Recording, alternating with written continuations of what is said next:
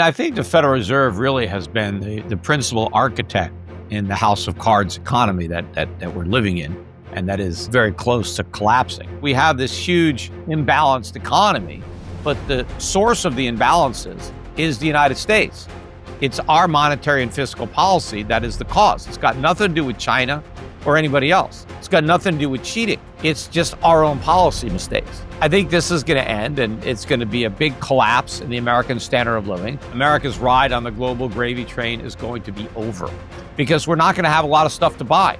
We're just going to have a lot of money to spend. We can only consume what we produce, and we can only borrow what we save, which is not enough. I mean, it's going to be far worse than the 2008 financial crisis, and there's going to be no bailouts. Bailouts are impossible. What we're close to is, I think, the world is going to be revolting against this system that has disproportionately benefited the United States at the expense of the rest of the world. Why haven't we seen a financial crash, Peter?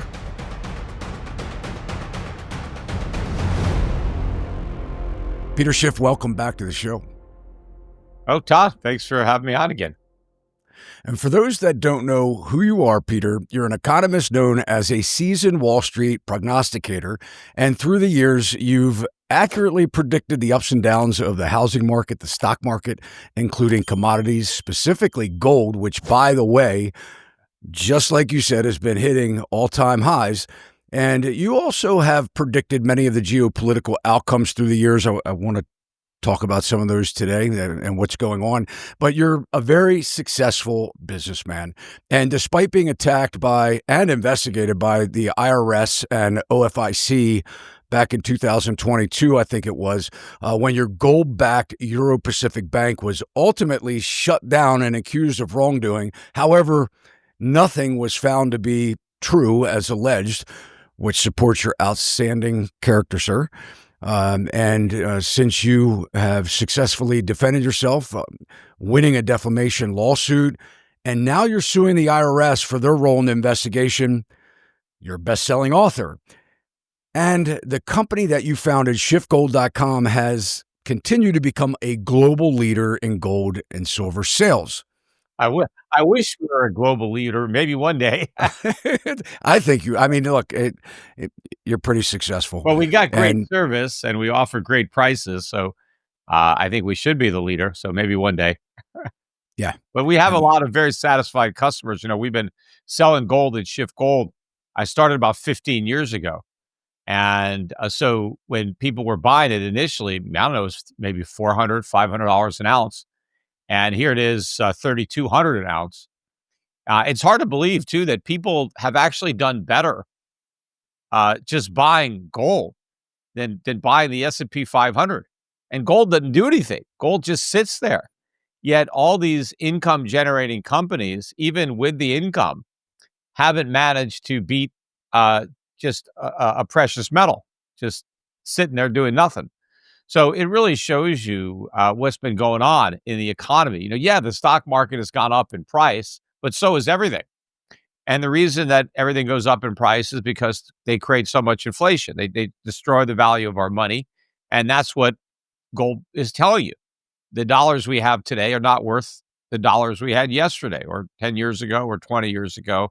And I think more significantly, the dollars that you're going to have in the future, if you're foolish enough to hold on to them, are going to be worth substantially less than they are now. So you're going to need a lot more dollars to buy an ounce of gold, and you're going to need a lot more dollars to buy an ounce of anything, because the dollar is going to lose the vast majority of its purchasing power. Yeah, we see that at the grocery store. I hope you're enjoying the interview so far. I just wanted to take a brief moment and let you know that this podcast is brought to you by SachsRealty.com. Here at Sachs Realty, we're committed to bringing you the best real estate education and helping buyers and sellers achieve their real estate goals. If you haven't subscribed to our channel, please consider doing so now. And don't forget, we're on every major social media platform, so you can follow us there as well. Now back to the show. Can you tell us, start off by telling us what's happening with your lawsuit with the IRS? Well, right now everybody's trying to dismiss my lawsuit, and I'm having a hard time even serving some people. It's very easy for people to dodge service. So in order to sue somebody, you got to serve them. But even if they get the lawsuit, they can still claim that they didn't get it the right way. And so I got it, especially the former chief of the IRS, Jim Lee. I mean, he's been dodging me. I've been trying to serve him for months and months and months. Try to send service processors to his office, different offices, never could find the guy. We don't know where his home address is. I don't, you got to, hire private detectives. I mean, the guy knows I'm trying to sue him. And the same thing with guys, I'm trying to sue people all around the world because there was a global conspiracy to deprive me of my constitutional rights. I mean, the conspiracy, and you say conspiracy, it's not like I'm like this, oh, I've got this crazed conspiracy theory. It's just that a number of people work together, and that's what creates the conspiracy. It's not like some secret thing. It's not like, my rights were not violated by one person. There were multiple people who worked together from various governments in the United States, here in Puerto Rico, and around the world. They all worked together. And basically, what they did is they investigated my bank because they decided that they thought maybe I was helping criminals launder money and evade taxes. Now, I wasn't doing that. But, I'm a big boy. I'm a high profile. If they think that my, criticism of taxation, my criticism of excess regulation, if they think that means I'm likely to help people violate laws and regulations, I get that. I mean, personally, I think it's actually the opposite. I think the people who break the law, the last thing they want to do is call attention to themselves by criticizing it. I mean, normally, they're publicly a big fan of the law, and then they break it, right? So they try to cozy up to the IRS or the government. They don't attack them and then go ahead and break the law. So I typically, try to play it very straight more than most people because I know that I'm, kind of under a microscope. But all right, so they decided to investigate my bank. Problem is, they investigated it for years and they found that I did absolutely nothing wrong.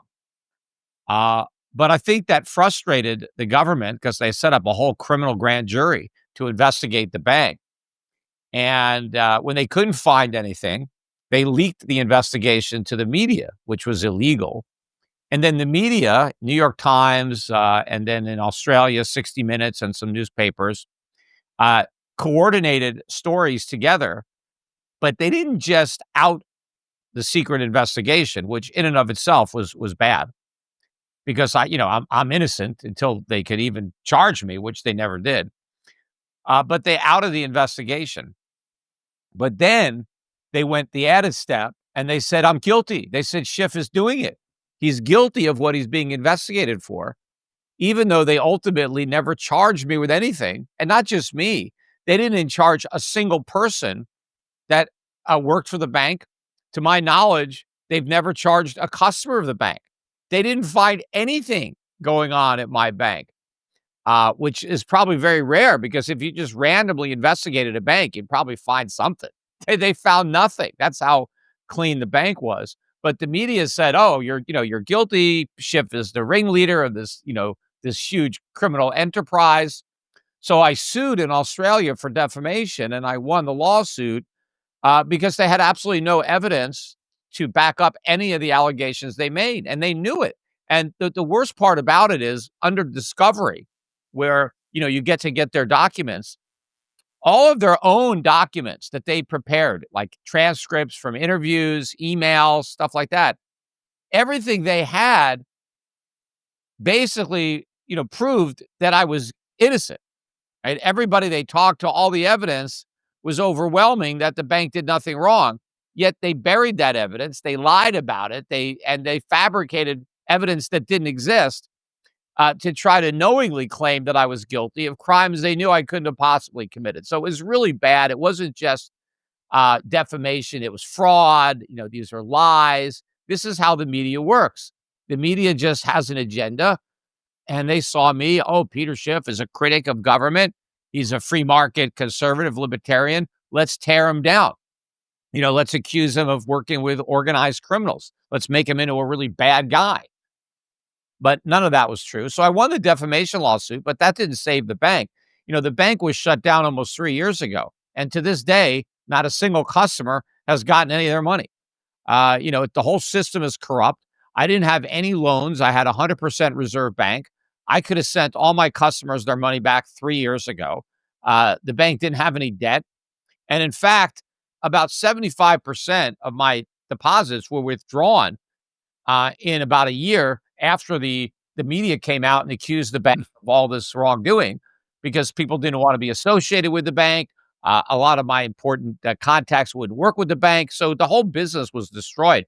I poured millions of dollars into the bank to keep it afloat, to protect my customers, to make sure that we didn't lose any of their money, which we didn't.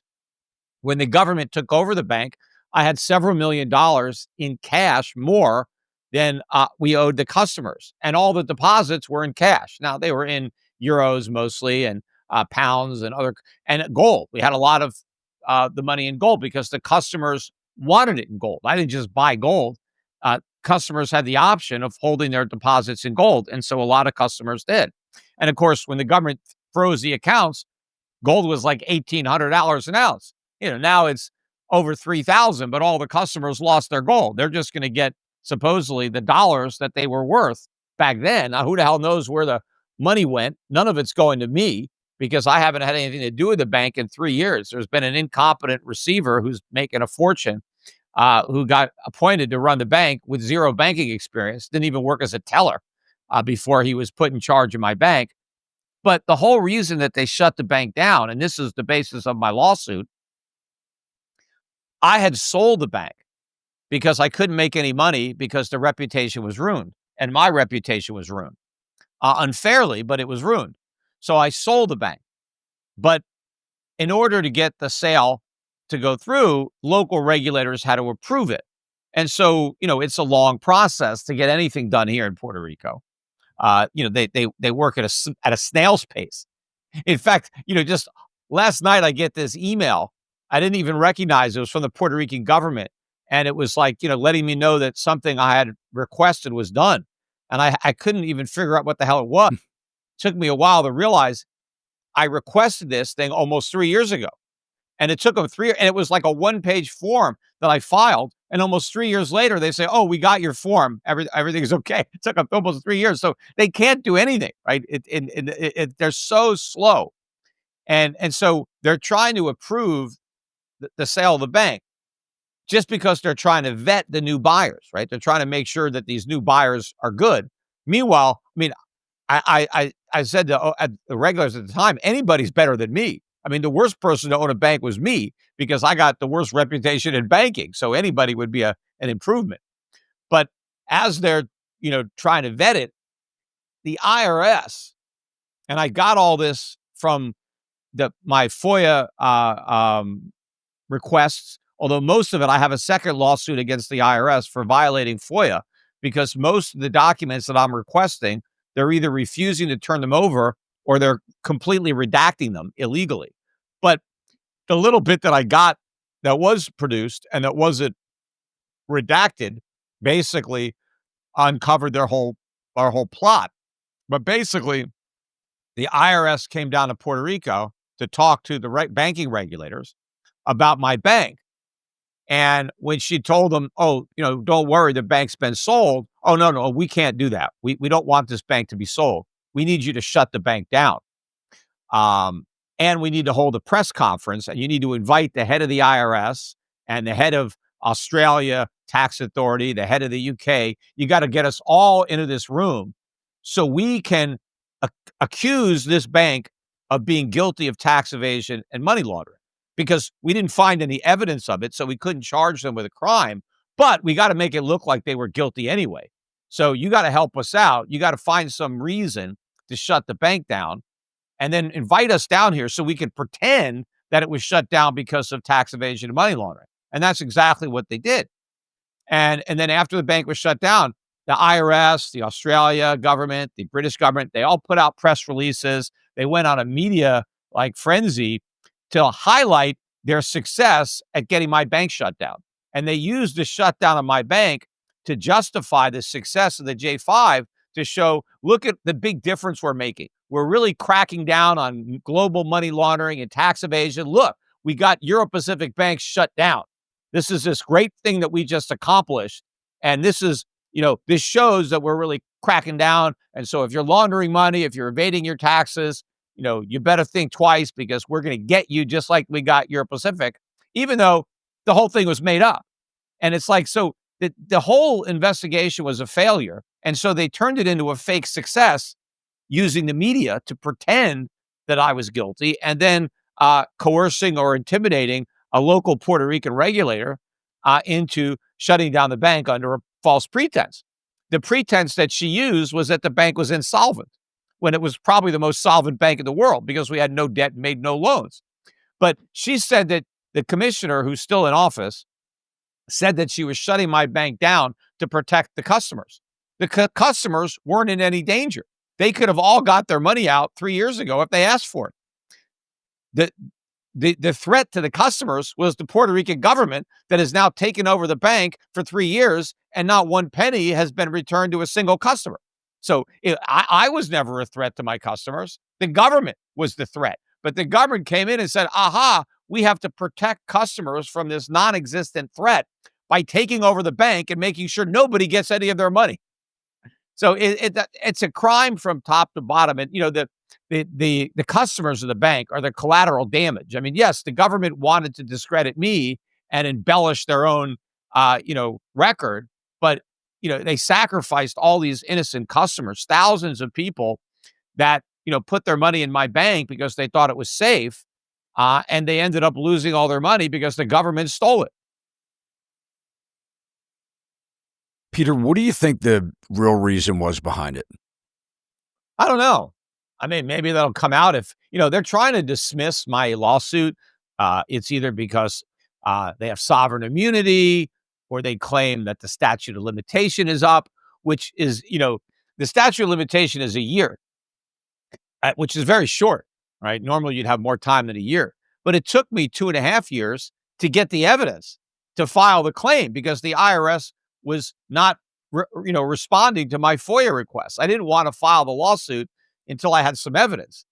But the IRS illegally withheld the evidence from me and prevented me from uncovering it sooner. Had they complied with my FOIA request when I first filed it, I would have filed my lawsuit well within a year.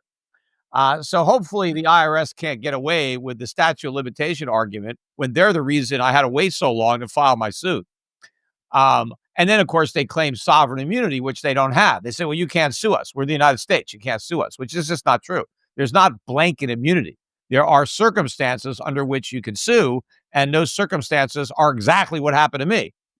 But, and then one of the other arguments everybody is making is, well, he hasn't proved his case. How can he? And they're arguing that I haven't proved my case with the pleading. It's like, well, I don't have to prove anything. I just have to make an allegation. That's what the trial is for. They're trying to claim I shouldn't be able to sue them because I haven't already proved that they're guilty or that they did it, which I probably can prove, but I don't have to prove it on the pleading. I just have to state the nature of the claim.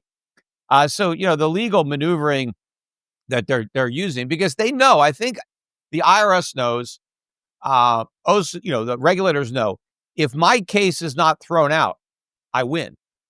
Because the evidence is overwhelming that they violated the law. They took my bank away from me without any due process. I had sold the bank. I was going to get, close to $20 million for my bank, combination of cash, gold, and stock from the company that was buying it. Instead, I got nothing, zero.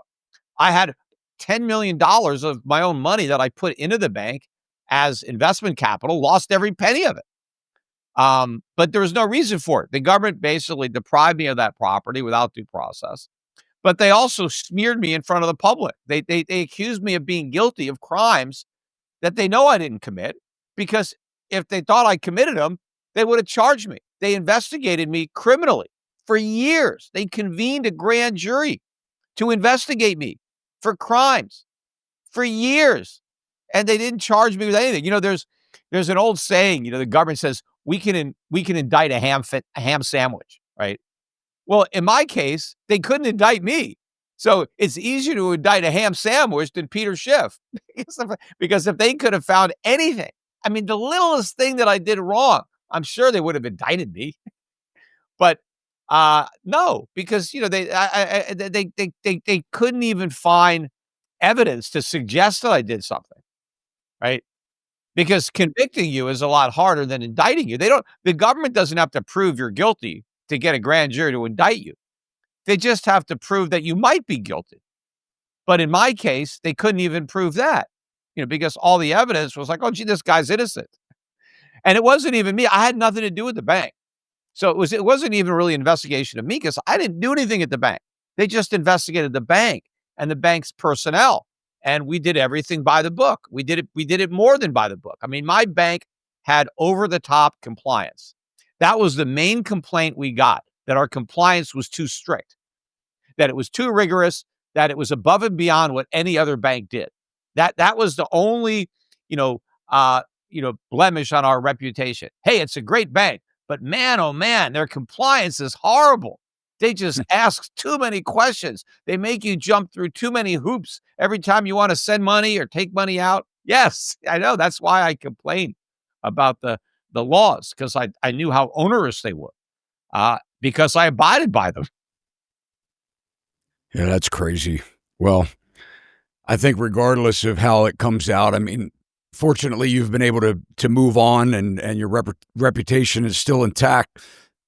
I mean, obviously, all of the money that they spend, if they found anything, they would be going after you as hard as they possibly can. Let's talk about some of the issues that are happening around the world right now. We'll start with the Federal Reserve. Peter, as you know, I mean, working middle class Americans are cash poor. I've heard you mention that you blame the Federal Reserve for a lot of the situation that we're in right now, and the wealthy people have gotten really a lot more wealthy through the years, and it seems like the middle class is being robbed blind. There are a lot of articles that have floated around where Trump had sort of indicated that Powell was doing a horrible job, and of course, I think he appointed Powell to be in that position, but that they need to drop interest rates. What's your opinion right now of what's going on with the Federal Reserve, and where do you see things going? Yeah, well, I mean, I think the Federal Reserve really has been the principal architect in the house of cards economy that we're living in, and that is, I think, very close to collapsing. And the problem is not that they're not cutting rates. The problem is that they've cut rates too often in the past, and they've left them too low for too long, and they've printed too much money. Donald Trump does a good job of pointing out some of the consequences of bad monetary and fiscal policy, like our huge trade deficits. But his prescription is completely wrong, right? He says, well, what we need is tariffs and rate cuts. And we actually need the opposite of that. We don't need any tariffs. We need free trade, but we need rate hikes. The reason that our trade deficits are so big is because our interest rates have been so low, and they've encouraged excess consumption. And we haven't been able to produce enough to satisfy that demand. And so we've relied on the rest of the world that is far more productive to produce the stuff that we don't, so that we have something to buy with all the money and credit that the Fed creates. And so we have this huge imbalanced economy, but the source of the imbalances is the United States. It's our monetary and fiscal policy that is the cause. It's got nothing to do with China or anybody else. It's got nothing to do with cheating. It's just our own policy mistakes. And trying to blame the rest of the world for problems that we create just deflects attention from the actual cause and assures us that the problems get worse. They don't get solved. And I think, though, what we're close to, and this is the most significant development, is I think the world is going to be revolting against this system that has disproportionately benefited the United States at the expense of the rest of the world, and that is the dollar's reserve currency status, and that is the enabler of these imbalances. That's what allows Americans to live beyond their means. That's the reason we've been able to get away with these massive deficits for so long, with all the excess consumption and the under savings and this, service sector, consumer driven economy. It's all a byproduct of the dollar's reserve status. Without that, the whole house of cards would have collapsed a long time ago. But I think, we've already started that process. I think the de-dollarization process has begun. When it concludes, America's ride on the global gravy train is going to be over. And, Donald Trump mischaracterizes this. He says, hey, the world has been screwing us over. The world's been taking advantage of us and ripping us off. It's actually the opposite. And I think the world is now mad as hell, and they're not going to take it anymore. And they're not going to take our dollars. And so we're going to be stuck with them. And, so what we have been getting is all their stuff, right? All the goods that the Chinese and everybody else produces. We've been getting all that stuff without having to make it. And all we've been doing is giving them our paper, which we print for nothing. But I think this is going to end, and it's going to be a big collapse in the American standard of living because we're not going to have a lot of stuff to buy. We're just going to have a lot of money to spend. And so prices are going to go through the roof. Interest rates are going to go through the roof because nobody's going to have access anymore to the foreign savings. That's why our rates are low. It's because we're able to tap into the Chinese savings. But when the world no longer wants to make its goods or its savings available to Americans, then we're on our own. We can only consume what we produce, and we can only borrow what we save, which is not enough. So we have a huge increase in consumer prices, a huge increase in interest rates, and an economy that is built on a foundation of low prices and low interest rates implodes. And you have massive bankruptcies, foreclosures, lots of unemployment. It's going to be far worse than the 2008 financial crisis, and there's going to be no bailouts. And the '08 crisis would have been much worse had there not been any government bailouts, which would have been better because maybe we wouldn't be in this mess today had we swallowed the medicine back then. But this time it's going to be a much worse crisis, and bailouts are impossible because the way the government bailed everybody out in 2008 was by printing money and by issuing more treasuries. But this time, it's going to be the dollar and the treasury market that is at the epicenter of the crisis. And so more dollars and more treasuries will just make the crisis worse. So if the government tries to bail anybody out, the crisis that they're trying to, cushion is going to get worse. So their stimulus is going to be a toxic, going to be a sedative. I know that I read in a news post that White House economic advisor Kevin Hassett had when they were talking about looking for ways to get rid of Powell because Powell he's been sticky on keeping the rate up. They wanted to look at new legal analysis before determining whether Trump can or should fire the chairman, Jerome Powell. What would that accomplish? I mean, what do you see? Like, you think that we are headed towards this big de-dollarization? We're seeing inflation eating up our money, our cash, our dollars. What would happen with dropping interest rates? Would that accelerate this further decline? Absolutely. Or would it? Yeah, of course. And, there's a lot of inconsistencies in the Trump administration. Like he says he wants a strong dollar. But then he claims that the reason we have trade deficits is because foreign countries are cheating by lowering the exchange rate of their currency. Well, that's what gives us a strong dollar. So he says he wants a strong dollar and a weak dollar at the same time.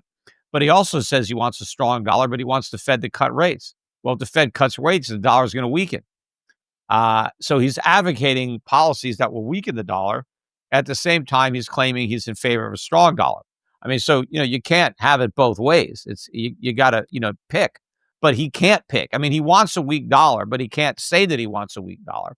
Because if he says he wants a weak dollar, not only will he get a weak dollar, but he'll get a crash because we have to sell bonds. We have to borrow trillions of dollars from the rest of the world. They're not going to lend us the money if we tell them we have a weak dollar policy because they're going to get paid back in dollars. So we have to lie to our creditors and pretend that we have a strong dollar policy, even as, Trump wants to pursue a weak dollar policy.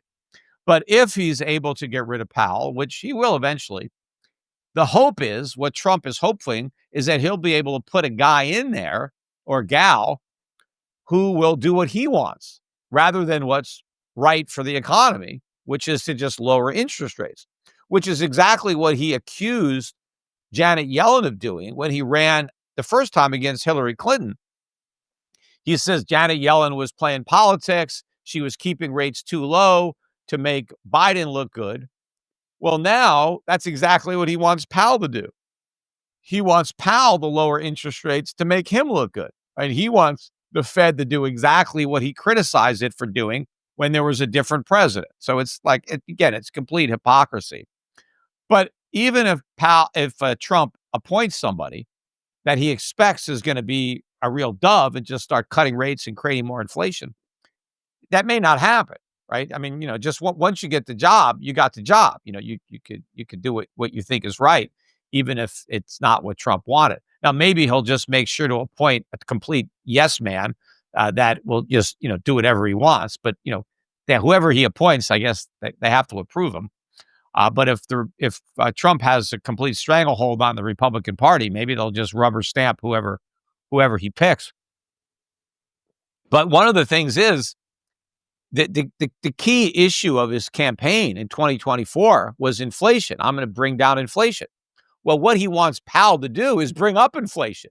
He wants Powell to create more inflation. That's what he's arguing. He's saying we need a more inflationary monetary policy. That's what he wants. So again, how do you want two mutually exclusive things? You claim you want lower inflation, but then you're mad at Powell for not creating more inflation. Yeah. Let's talk about the tariffs you were mentioning. Everything seems to be a financial crapshoot nowadays. We seem to be negotiating with the world, the entire world. And, what are your thoughts of this on again, off again tariffs, and who's really benefiting from this type of uncertainty? Well, look, I don't think we're negotiating with anybody. I think all the negotiations are a bunch of BS. I think all the trade deals are a bunch of BS. Trade is not the problem. Tariffs are not the problem. The world doesn't have high tariffs. That's just a lie, right? Yes, you can find countries with isolated tariffs that protect their local farmers. That's one of the biggest things, to protect your inefficient farmers. We do the same thing.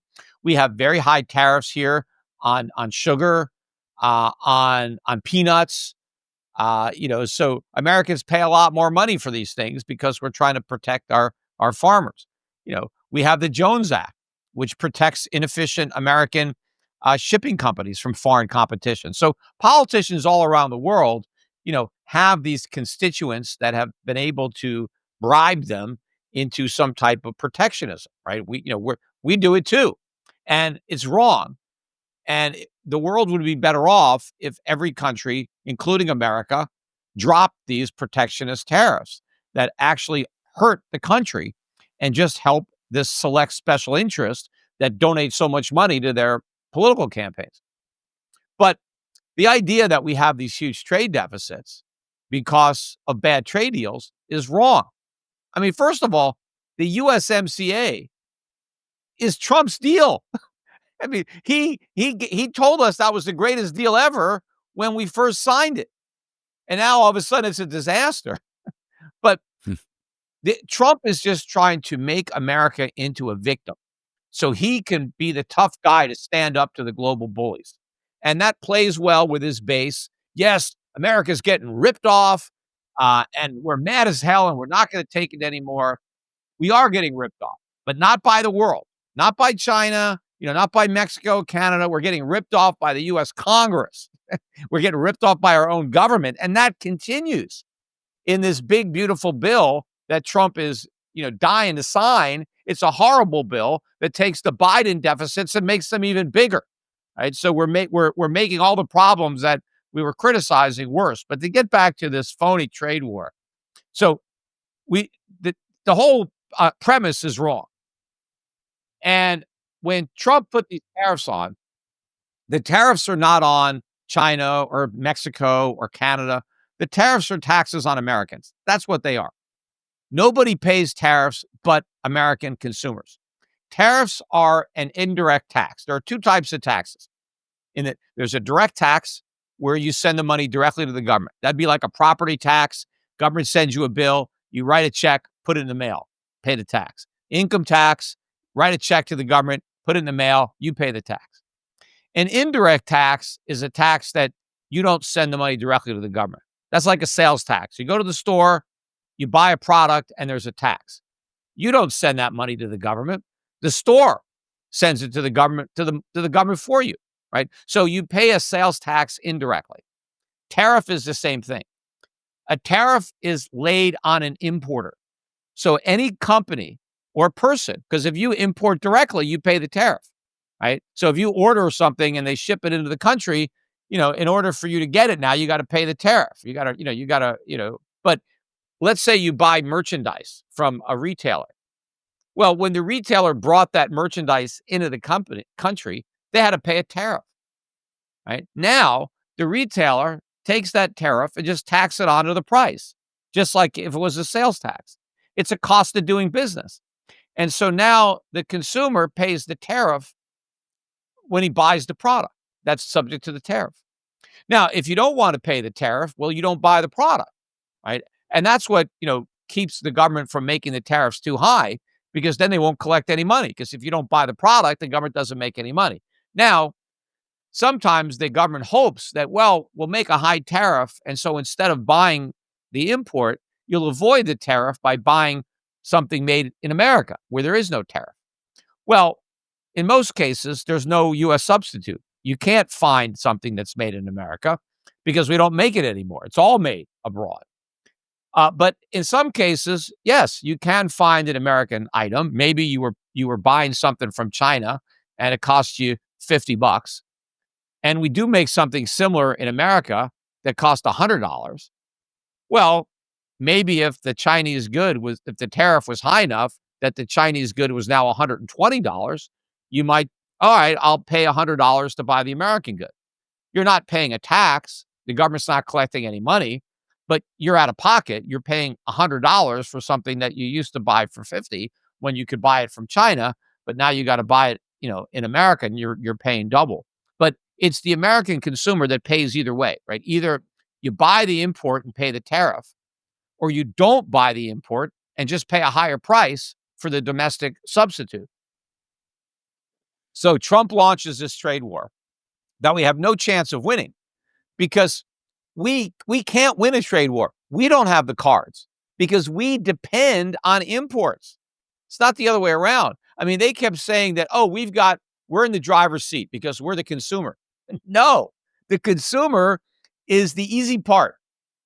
That's like, if you got kids and the kids tell the parents, hey, we make all the rules because we spend all the money. No, you don't earn any of the money. It's the person who earns the money that is the key to the relationship. Or the same thing if you have a spouse that doesn't work. If she claims that, hey, the only reason, I'm driving the whole thing because I spend all the money you earn.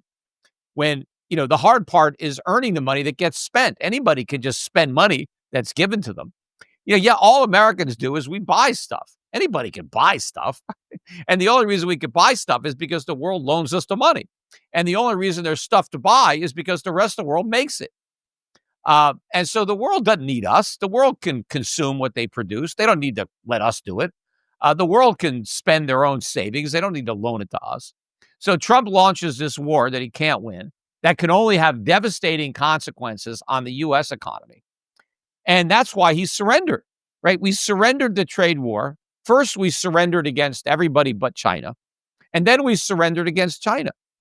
But meanwhile, Trump is out there claiming that surrender is victory, that we actually won something.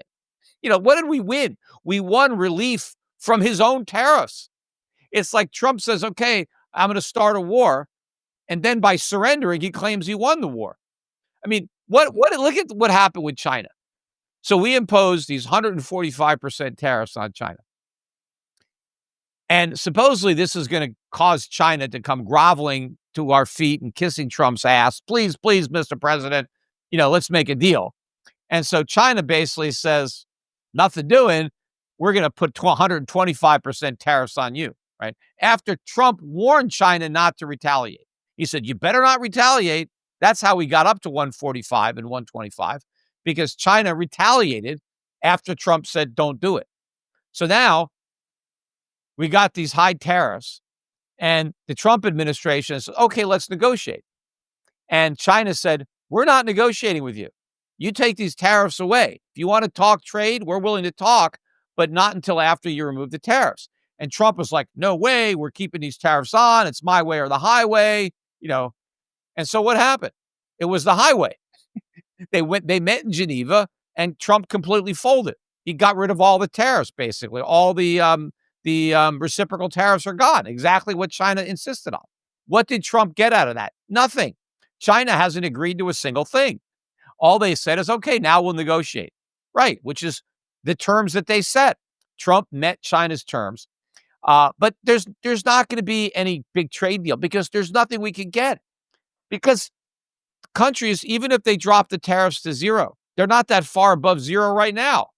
And it wouldn't make a dent in our trade deficit. All of the barriers are so-called non-tariff barriers, which they can't do anything about other than the dollar's exchange rate. Yes, if the dollar crashes, which I believe it will, yeah, the trade deficit will go away because Americans will be too broke to afford to buy anything. That's what's going to happen. That's why we're going to stop importing, because we can't afford it.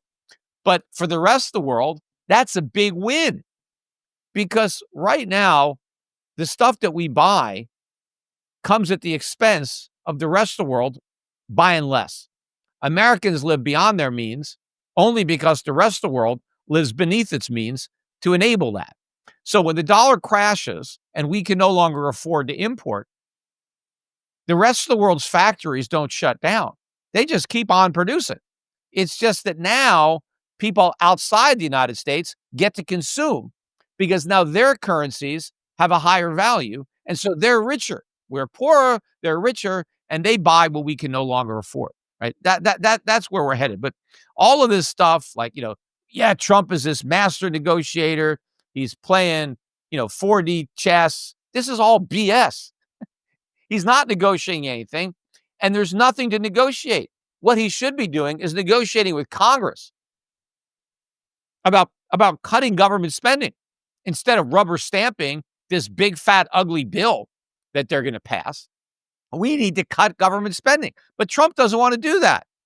He was interviewed on Meet the Press, and he said, I don't want to cut anything that it's going to bother anybody. I'm only willing to cut waste, fraud, and abuse. That's it. Everything else is going up.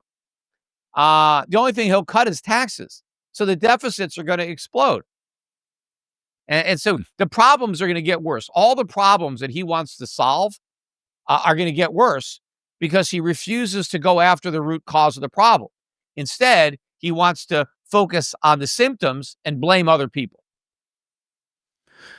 Well, along that same spirit, let's talk about the recent Middle East trade deals. I'd like to know your thoughts on Trump's decision to accept a $400 million Boeing jet from a royal family in Qatar as the next Air Force One. But before you comment, Peter, on this, I want to play a short clip from CNBC interview with Senator Ted Cruz a couple of days ago on this topic. Afterwards, what are your thoughts about all this? Well, listen, I'm not a fan of Qatar. I think they have a really disturbing pattern of funding theocratic lunatics who want to murder us, funding Hamas and Hezbollah, and that's a real problem. I also think the plane poses significant espionage and surveillance problems. So we'll see how this issue plays out. But I certainly. Any thoughts on this? Well, I mean, I would imagine that the technology that the U.S. Armed Services have, to the extent that the plane is bugged or something, or that they would be able to figure that out, I would imagine. They wouldn't allow the president or anybody to fly on it unless they were completely sure that it was, not tampered with or not bugged. So, but my main concern too is the optics of it. Uh, you know, what did the president do? What did he promise to get this gift? I mean, he could say, well, they just decided to give me this $400 million gift. I mean, people don't just give away $400 million. Qatar just ordered $200 billion or two. Well, no. How much was that? 200 million. 400. It was 400 million. Is No, the what I order for read. the planes that they're buying. They could have offset. They could have offset the cost of the planes, by selling that jet. I mean, so I think they're going to spend 200 billion. That's although Yeah. I mean, that's a hell of a lot more, I guess, than the 400 million that one plane was. $200 billion on Boeing planes. But what I didn't like the most about the deal, the plane is only about 13 years old, so it's not that old a plane, right? And the president is going to leave office, 3.5 years, and according to the gift, after the president leaves office, the plane goes to his library. And that's the fishy part to me. Why is it going to his library? Why doesn't Qatar just loan it to the government, until we get our own Air Force One built by Boeing? Why doesn't it just stay there to be used by another president, right? Whoever follows Trump. Why does it have to go to his library? I mean, it's still going to be a good plane. It's still going to be operational, be 16-year-old plane. Why can't we just use that plane and then cancel the other Air Force Ones that we've ordered? Why don't we just, hey, we got one. We don't need it. Boeing, screw you. It took you too long. You're way behind schedule. We're pulling the plug. We don't want it anymore, right? Or why didn't they just say, oh, at the end of, when the new jet is ready, the U.S. government could sell this jet and apply it to reducing the national debt? Why is it going to go to the library? Now, Trump claims, well, it's just going to be parked out back. No one's going to actually use it, which I think is BS. And he points to the Reagan, the Air Force One that's at the Reagan Library. Yes, but that one was taken apart by Boeing. They stripped it of all the important parts that, and they put it back together, as a museum piece. So it can't fly. It's not a viable plane anymore. It doesn't have the mechanics. It's there just as a tourist attraction. They're not going to gut this plane in 3 years. And so my belief is that once that jet goes to the Trump library, it's going to be for use of the Trumps. I mean, there's no doubt in my mind that that's what's going to happen. And he can deny, oh, I'm never going to fly that plane. Okay, well, what's going to happen in 3 years, 4 years if he starts flying the plane? I changed my mind, right? Just like Biden said, oh, I would never pardon Hunter Biden. No, I would never. He's going to have to stand, he's going to have to do his time, right? He knew he was lying because he knew once he got out, he could pardon him. What are they going to do? Oh, you said you wouldn't pardon him. I changed my mind, right? I mean, Donald Trump's going to say, I'm not an idiot. There's this beautiful plane sitting here in the parking lot. I need to go to Europe. I'm not going to just let it sit there. I'm not an idiot. Sure, I'm going to get in a plane. We're going to fly it. I mean, how can we not fly it? It's just sitting right there. So I think that's the worst part of it. To me, it's if the plane reverts to the Trump library, it's a gift to Trump. He can claim, oh, it's not a gift to me. It's a gift to the Army. BS. The Army doesn't get to keep it. It's only on loan to the Army until he leaves office. Meanwhile, it's not like, any private can just hop on that jet. Oh, yeah, I'm in the Army. I'm going to use that jet. That jet's for use of Donald Trump. He's the only one that gets to use it. So it's like, how are you going to say, oh, it's not a gift to me? Well, who's flying around in it? Obviously, especially with all the criticism of the Bidens and all the optics there about all their shell companies and what Hunter was doing, and they're doing the same thing. In fact, Trump is one-upping the Bidens. I mean, not even one-upping, he's 1,000-upping. I mean, look at all the money Trump has made on his meme coins, Trump coin, Melania coin. His company, Liberty Financial, is making a fortune selling the Trump name in the crypto community. His kids have set up a club in Washington, D.C. called the Executive Branch, which is the second most expensive club to join in the country after Mar-a-Lago. I wonder why people are now paying $1 million to join Mar-a-Lago. Well, to join Donald Trump's son's club, it's $500,000 plus your dues. But what is he selling? What are they advertising? You get to have lunch and have drinks with the cabinet. So you want to talk to the cabinet, pay Donald Trump's son $500,000, and you can sit next to a cabinet official. Now, what do you think somebody who pays Donald Trump's kid $500,000 wants to talk about when he sits down next to a member of the cabinet? You think he wants to talk about sports? It's going to be, oh, I need an exemption from the tariffs, or I need whatever I need, right? So, I mean, this was set up, and now he gets the plane. I mean, Trump is making a fortune off the presidency. And, why? He's already rich. Why does he need to sell out the presidency? But that's what they're doing.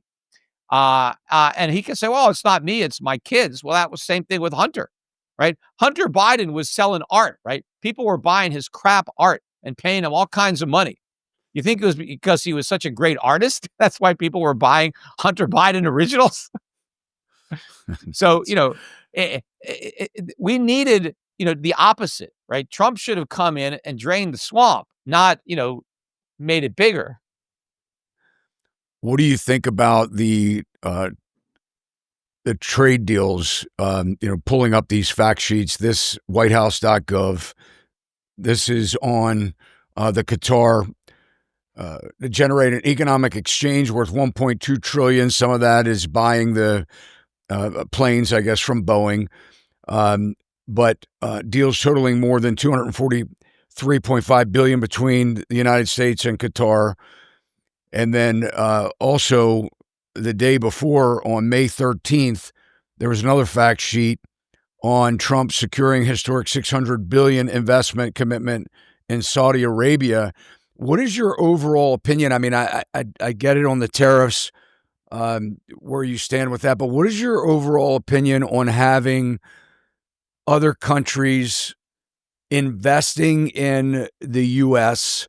And a lot of it, as I understand and hear, has a lot to do with AI, building data centers. I mean, reading some of these, articles, going down these different rabbit holes. Do you think that's good or bad? I mean, instead, like you're saying, we're not dealing with the root cause of our own economy, but yet and I guess the thought in Trump's mind in making the deal, the art of the deal, is to get these other countries to invest in our country where it creates jobs. I mean, it probably will take a while before we get to that point, but what do you think the true intentions are? Is this a good thing or a bad thing? Well, first of all, the other deal, the trade deal with the UK, was a bunch of BS because we really didn't accomplish much with the UK. And the UK was one of the few countries that we don't even have a deficit with. We had trade surplus with the UK last year. But I don't know all these individual deals that have supposedly been inked in Qatar, or any place else. He's in Saudi Arabia. He's going around the Middle East now. He's in the Emirates right now. He's in Abu Dhabi or Dubai. To the extent that these are deals between U.S. companies and private companies, although some of them, like the Qatar owns that it's a government-owned airline, right? The government owns the whole thing. It's a national airline, so it's the government buying it, but they're buying the planes from a private company, from Boeing. But I don't know the nature of a lot of these deals, or who the parties are, or what's been agreed to. What I know from the past is Trump has a habit of announcing these huge deals and these big dollar amounts that never actually come to fruition. So a lot of it is things that may or may not happen, and then they exaggerate the size of the deal. But we don't need Donald Trump to go around the world making deals, right? I mean, businessmen and women can make their own deals. And if they make deals, and I assume if they make the deal, it's in their best interest or they wouldn't have done it, then we'll benefit from those deals. If there's foreign investment coming into the United States to invest in building out plant and equipment, and that's great. Let foreigners invest here, and we should be able to invest abroad. I mean, capital and goods should be free to move around the world with as little government interference as possible. What Donald Trump's job should be is to get the U.S. government off the backs of the American public and right the fiscal policy and regulatory policy mistakes of the past, including his term. So we have a lot of government to cut, not just the waste, fraud, and abuse that Doge was focused on. There's a lot of stupid gimmicks in the big, fat, ugly bill that they're passing. I mean, their Democrats are criticizing the Republicans for cutting Medicaid. I wish they were cutting Medicaid. They're not actually even cutting it. All of the cuts take place starting in the year 2029. So that means that they're never actually going to happen. They don't actually cut anything now. The cuts don't start until 2029. They're never going to happen because before 2029, they'll get rid of the cuts. But and they have dumb things in there like you can deduct the interest on a car loan. Why is the government going to subsidize people to go out and borrow more money to buy cars that they probably can't afford? This is not the kind of stuff that we need to do. These are gimmicks. We need real substantive reform, entitlements, Social Security, Medicare, Obamacare. All these things need substantial cuts. We need to eliminate entire agencies and departments, right? Yeah, Trump talked about, we should get rid of the Department of Education. Well, all right, let's try to get rid of it. No one's trying to get rid of anything. There's a lot of departments that we need to get rid of. And one way to get rid of them is not to sign the increase of the debt ceiling. That's what we need Donald Trump to do. Instead of, demanding that Congress increase the debt ceiling by $5 trillion, Trump should be saying, I will veto any increase of that debt ceiling. And that means instead of raising the debt ceiling, we're going to cut the debt.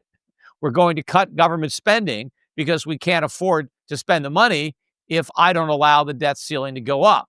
So there are some real substantive things that Trump could be doing to make a difference, but he's not doing that. He's just flying all around the world, while the problems back home, just keep getting worse. Well, let's talk about financial markets and consumer debt. All of these trade deals, may have, like you said, they may be great in getting foreign countries to invest in the U.S., but we do have an immediate need right now. So consumer debt is continuing to mount. Consumer delinquency surges to pre-pandemic levels. The government they're coming for the unpaid student debt now. I mean, I've heard them talk about, if you're not paying your debt, we're coming for you. And they'll be taking your tax returns and anything else. So, and they should. I mean, I'm not saying that we should forgive student debt. I've never really been a fan of that when Biden was talking about it. But I believe we're literally on the verge of historical personal bankruptcies as people just can't afford to keep a roof over their heads. Why haven't we seen a financial crash, Peter? Yeah. Well, because the dollar is the reserve currency and we've been able to, delay it. We're going to see one. We're going to see one like we've never seen one before. We're headed for a real economic implosion. But, the student debt crisis is another problem that government created. The only reason we have student debt in this country is because the government guarantees and makes student loans. Without the government lending money to students, without the government guaranteeing the debts of students couldn't borrow money. And so they wouldn't have all this debt. Now, back before we had all these government guaranteed student loans, which started really, in the 60s and the 1970s. And the reason they started is because we lowered the voting age down to 18, right? It used to be 21. And so when we lowered the voting age down to 18, what were 18-year-olds concerned with? College tuition.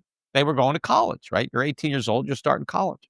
So the way politicians got college kids to vote for them is they said, hey, we'll loan you money to go to college. Why should you have to waste your summer waiting tables, having a job to pay for college, which is what everybody did back then. Nobody borrowed money to go to college. You just had a job. I mean, if your parents couldn't afford it, because college wasn't that expensive back then. But if your parents were poor, like my dad's parents were poor, so he had a summer job, and the summer job paid for all of his college. Right? And so what the politicians said is, hey, enjoy yourself in the summer, have a party, right? Go travel Europe, right? Whatever. We'll guarantee a loan, and the bank will loan you the money to go to school. And then when you graduate, I'll pay it back. When you have a good job and a lot of income, you'll just pay back the loan, and it's not going to be that much money because college isn't that expensive anyway, right? And the reason they need the government to guarantee the loan is because without the government guarantee, the banks weren't dumb enough to lend an 18-year-old any money without any collateral. So the bank comes in and gets the government comes in and gets the bank to do something that they never would do in a free market. Now, here's the moral hazard. Now the colleges see what's going on. The colleges are like, oh, wait a minute. Kids can just borrow money, with a government guarantee. We're just going to raise our tuition. And so tuition started to skyrocket. And then as tuition started to go up, the government started to increase the amount of money that it would loan. And it became a self-perpetuating spiral. But then, of course, the students started to demand, oh, I want better dorms. I want a new gymnasium. I want all kinds of stuff that costs money. And so, all right, spend all the money because it doesn't matter. You're going to borrow the money for the tuition anyway. So the government is the reason that college is so expensive. And the government is the reason that people have borrowed so much money to pay these inflated prices. So, I think it's a terrible situation. And I think a lot of people are struggling with college debt that they never should have taken on. And so, I might be willing to do a debt forgiveness for students. If we pay for it, it's expensive. It's going to be like, and we shouldn't forgive the debts of people who, if you got a lot of money, you're a doctor, you're a lawyer, you're a Wall Street banker. All right, pay your student loans. But you're working in a restaurant, you're working at you're a bartender, you're a shoe salesman, you're working in Walmart, and you got a sociology degree and you owe 50 grand, right? And you're only, these guys really got sold the bill of goods, right? And I feel bad that they're in the predicament that they're in. And so I think we should have a way to get rid of the debt, but only under the circumstance that at the same time, we eliminate all government guaranteed and direct student loans so that once we forgive these loans, nobody can borrow money to go to college, not from the government and not with a government guarantee. Yeah, if you can go to a bank and convince some banker to loan you money. Now, maybe if you're going to major in some kind of, computer science where they know, hey, I'm a smart kid. I got 1,600 on my SATs. I had a 4.5 GPA, and I'm majoring in this science, and I'm going to earn a lot of money because here's this, the starting salary. Maybe that guy could get a loan. Okay. But, you barely made it out of high school, with a 1.0 GPA, you got 900 on your SAT, and you want to go to college to major in sociology, who the hell's going to loan you money? Nobody. But the government will guarantee that loan. So we got to get the government out of loans because it'll make the moral hazard even worse. Can you imagine if you think college is expensive now? Wait till you see how much more expensive it gets if we forgive the student loans. Because now the colleges can say, oh, we'll charge you $100,000, $200,000 a year tuition. Borrow $1 million because it's just going to get forgiven. What the hell do you care? In fact, if you go to our college, we'll throw in a free car. No care. So it just makes the moral hazard worse. So you can only forgive the student loans if you get rid of them in the future and make sure that there are no more. What's your opinion, along that same line? I mean, I hear what you're saying on one side of it. The other side of it is, hey, look, you signed up for it, you committed to it, you dropped out of college. I mean, a lot of these people with the student debt, they didn't even finish college. I mean, where does it stop as far as, Yeah. being responsible for what you sign up for? And then, I mean, I had to get a car loan because I needed to get to work. And do we forgive it because now their job doesn't pay enough for the car loan? I mean, where does the debt jubilee end?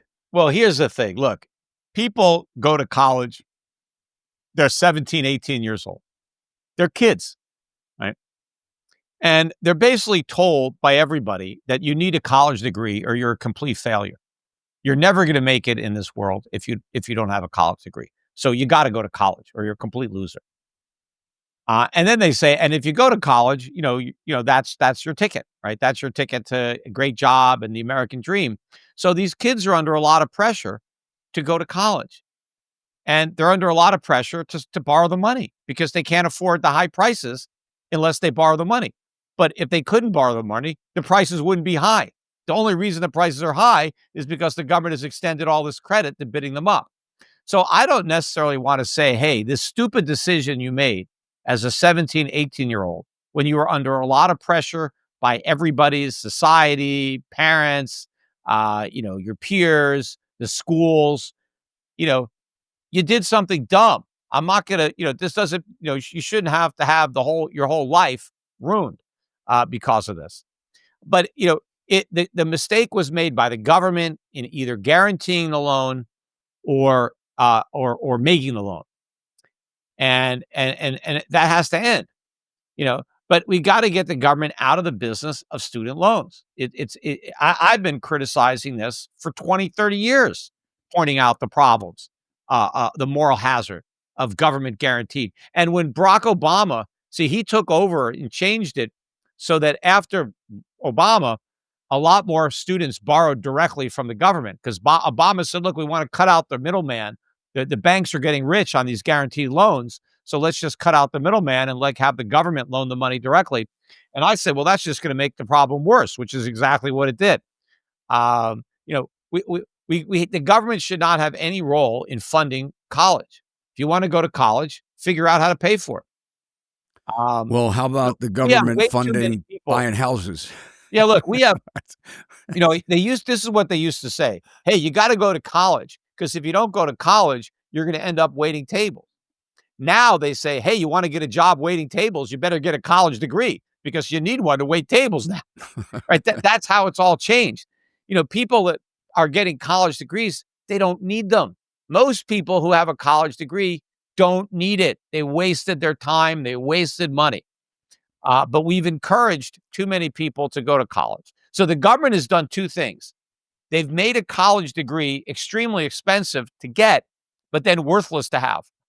At the same time, they've caused the price to go up and the value to go down because everybody's got them, right? So what's it worth? Now you got to have a master's degree if you want to differentiate yourself from everybody who's got a college degree. At one time, a high school degree was something. If you graduated high school, that was an accomplishment. Now your employer paid for your college.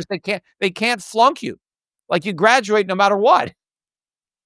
Yeah, and the employer in a lot of cases paid for your college or paid for you to get a master's degree and continue your education. But you know what you're describing is the same thing with the housing market. I mean, in a lot of ways, the government should stay out of that. I mean, we could say that one of the reasons why homes are so expensive is because of government, securitizing mortgage-backed securities and dropping down payment requirements and funding or guaranteeing mortgages and absolutely. Look, if the government didn't guarantee mortgages, then mortgage rates would be a lot higher than they are, and the lending standards would be a lot stricter because the banks would be much more concerned about repayment because there was no government guarantor. And so not only would the rates be higher, but they would require, the applicants to have more income, to have more savings, and to make much larger down payments. You wouldn't have people buying homes with nothing down, or certainly, 5% down or some small 3%. amount. Yeah. Um, and, we'd have a much stronger housing market, and the prices would be a lot lower. So the government's solution to housing high prices is, well, let's make it easy for people to borrow money to pay these high prices. How about don't make it easy for people to borrow money so that the high prices come down? You see, all these government subsidies in the real estate market don't benefit the buyer. They benefit the seller.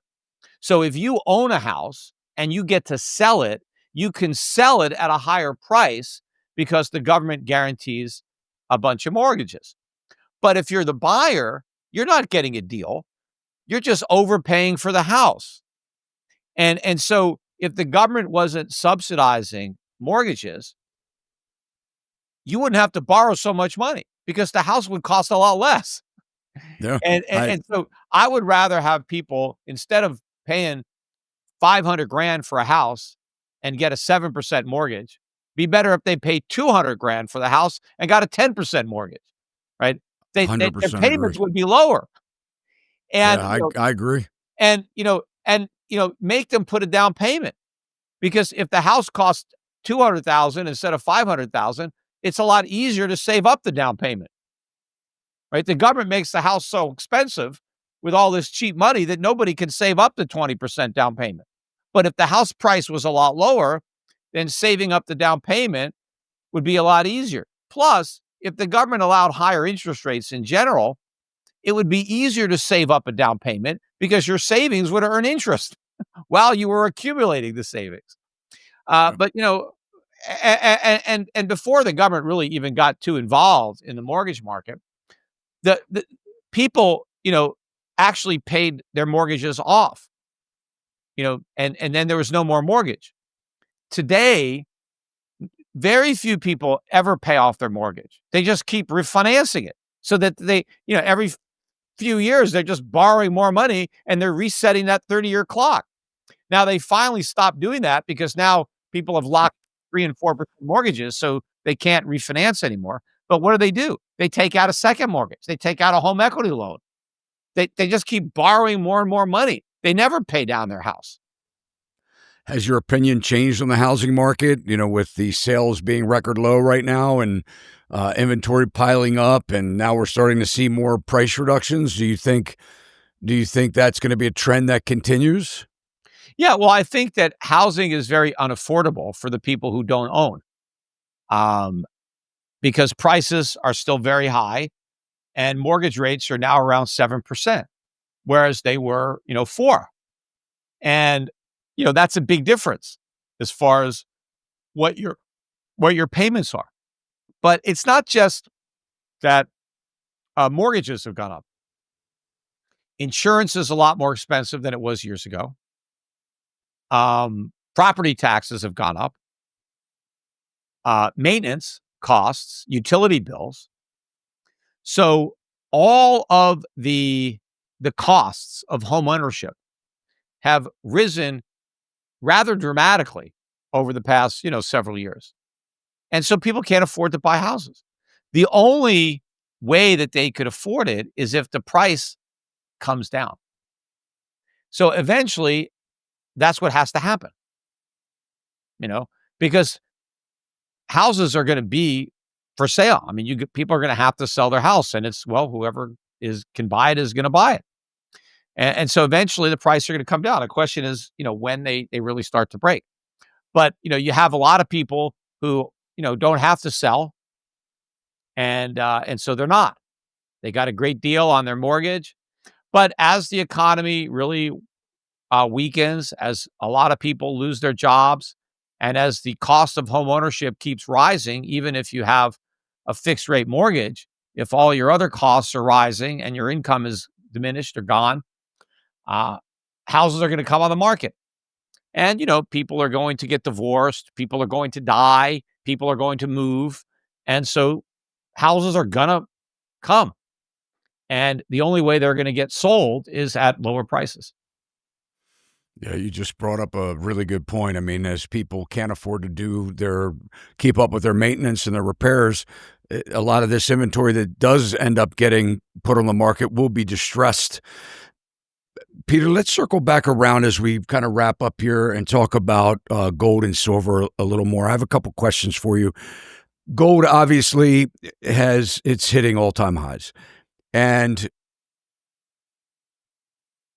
for a lot of people, they look at it and they say, well, I'd love to buy some gold. And people you're predicting that gold's going to continue to go up. And I mean, you look at an ounce of gold and it looks like a Thin Mint. And it's $3,300 or $3,400. I mean, it hit $3,500.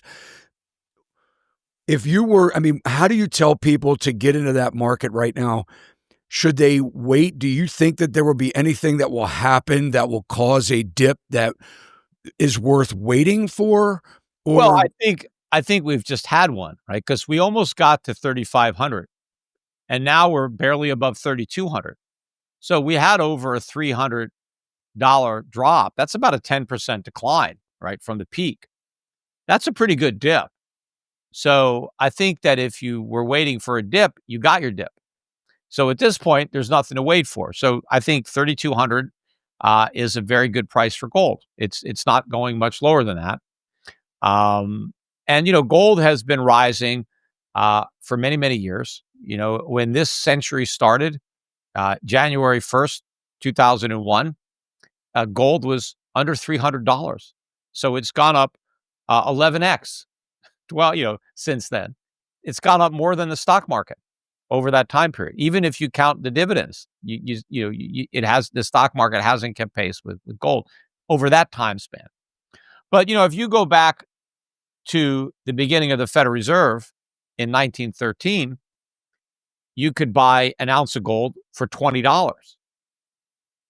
And so gold's gone from 20 to 3,200. Now, gold really hasn't gone anywhere. The ounce of gold you buy today is the same ounce of gold that somebody bought in 1913, right? It hasn't changed, right? It's not like, other things are different, right? The quality gets better, technology, right? So a lot of the stuff we buy today is different than stuff that was bought 100 years ago. But gold is exactly the same. Gold has not changed. And so it's not really that gold is a lot more expensive than it was, or 100 times more expensive than it was 100 years ago. The dollar is 99% less valuable than it was 100 years ago. So you need 100 times the number of dollars today to buy the ounce of gold that you could buy for $1, right? Because of how much purchasing power the dollar has lost. And I think the dollar is going to lose purchasing power at an accelerating rate in the foreseeable future. So that means you're going to need more and more dollars. You're going to need $5,000 to buy an ounce of gold. You're going to need $10,000 to buy an ounce of gold. The gold isn't changing. It's exactly the same. It's the dollar. So I think the sooner that you can convert your fake money into real money, the more of your purchasing power you're going to preserve. So yeah, people should absolutely buy gold at this level at 3,200. My company is Schiff Gold. Don't wait. As soon as you listen to this, if you don't have any gold, or even if you do, you want to go to Schiff Gold and buy some. And we don't sell, numismatics or collectibles. We're going to get you a great price on bullion. But if you want to get a really good bargain, buy silver too, because silver is only about $32 an ounce. You can get 100 ounces of silver with 1 ounce of gold. I mean, silver has never been this cheap in the history of silver. So I think silver has got a lot of upside to catch up. So if you think, hey, I was looking at gold when it was 2,000 and shit, I should have bought it. Now it's 3,000. Well, silver is the same price now as it was when gold was at 2,000. So just buy some silver. We sell Schiff Gold. We sell silver at Schiff Gold too, even though it's not part of the name. And we've been selling more silver recently. I've been really, telling people to buy silver. But you should buy both. But I think you should definitely buy silver too. Don't just buy gold. because I think you'll do better in silver right now. And just to add to that, I've told you last time we spoke, I have a lot of people that reach out and say, can you buy with your business based in Puerto Rico? Can you buy gold? Yes, you can. In the United States, you can go to Schiff Gold. And Yeah, guys, I'm not being paid for this. Yeah, so well, and I Schiff make Gold's nothing off of it. Schiff Gold's actually based out of New York. It's not Okay. actually. Yeah.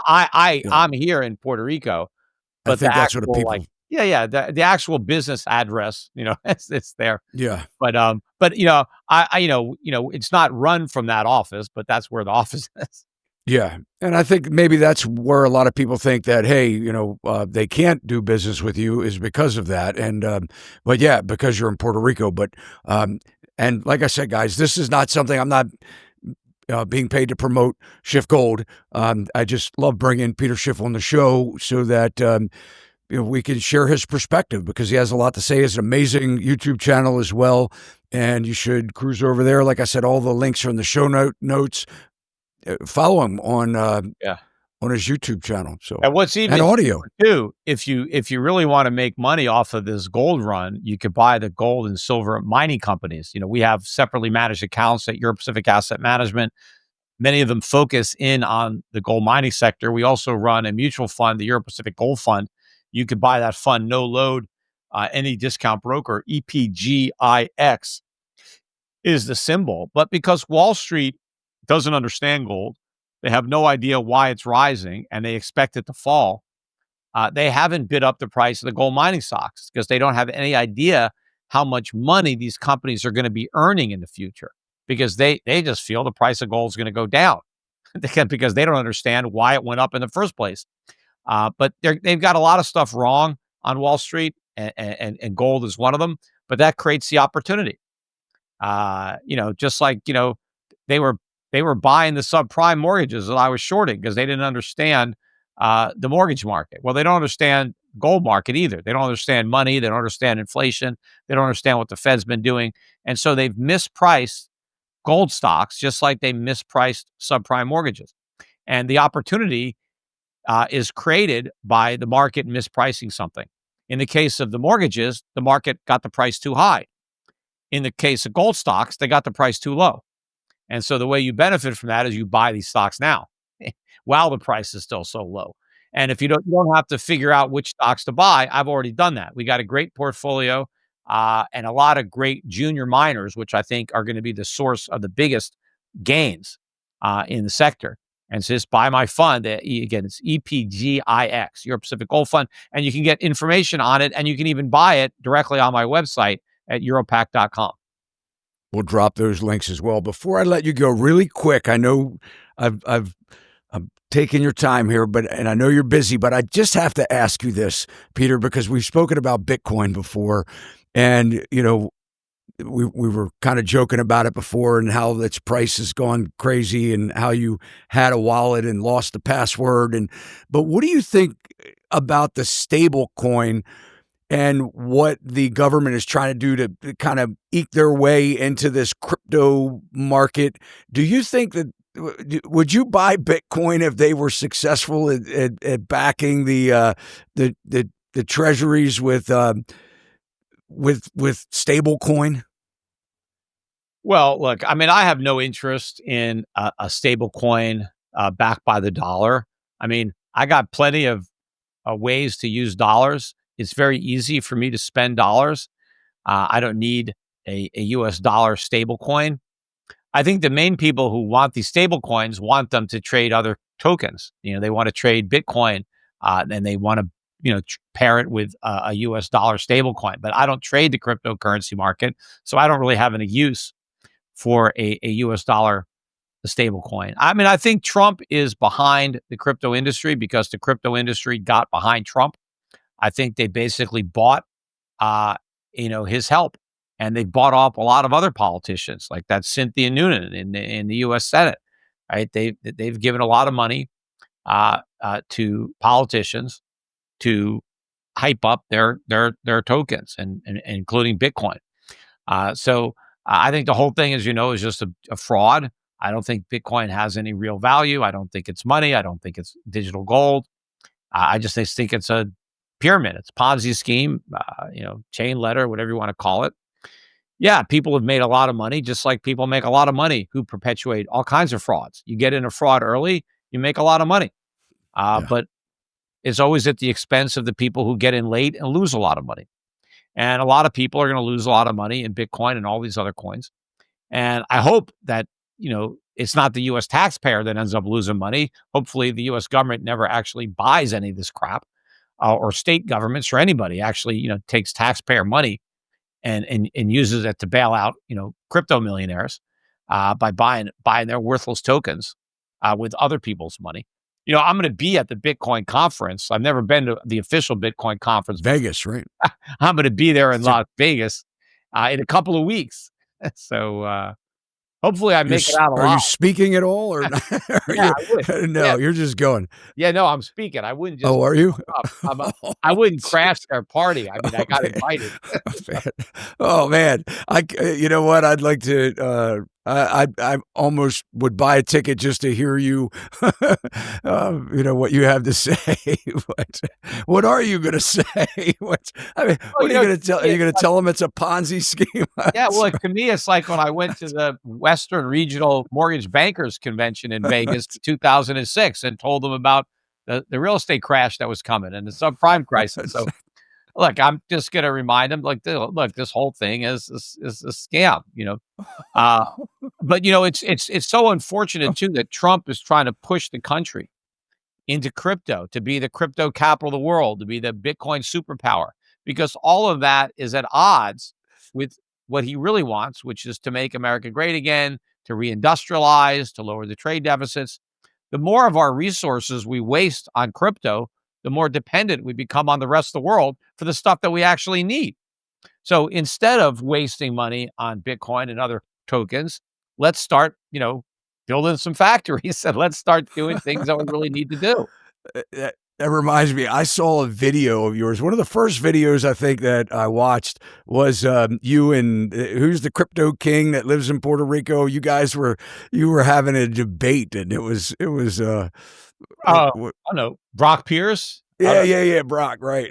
Is he going to be, or is that kind of like the same setup where it's going to be you and him going at it? I don't know. I don't think they have any debates lined up.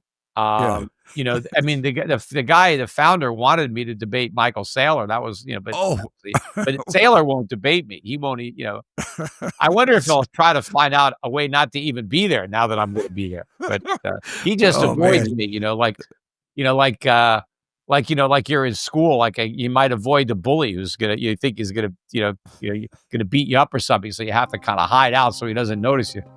I mean, he doesn't want to confront me. Because I think, I know that he's full of shit and he knows that he's full of shit. So he doesn't need to confront me because I'm going to call attention to it. Oh, Peter, you're the best, man. Well, thank you so much. I know, like I said, your time is busy and we appreciate you. And thanks so much. And like I said, guys, check out all of Peter's links and we'll see you next time. All right. Take care. Thanks so much for watching. If you liked the video, you can let us know by smashing that thumbs up. And if you haven't already subscribed to our channel, please consider doing so now. Hit that alert bell. You'll know every time we upload content just like this. Keep those comments and questions coming. And one of the biggest compliments you can do for us all here at Sachs Realty is to share our channel and this video with your family and friends. This will help us to continue to build this amazing online community with viewers just like yourself. See you next time. Sachs Realty, Maryland broker number 607720, office number 443-318-4514, equal housing opportunity.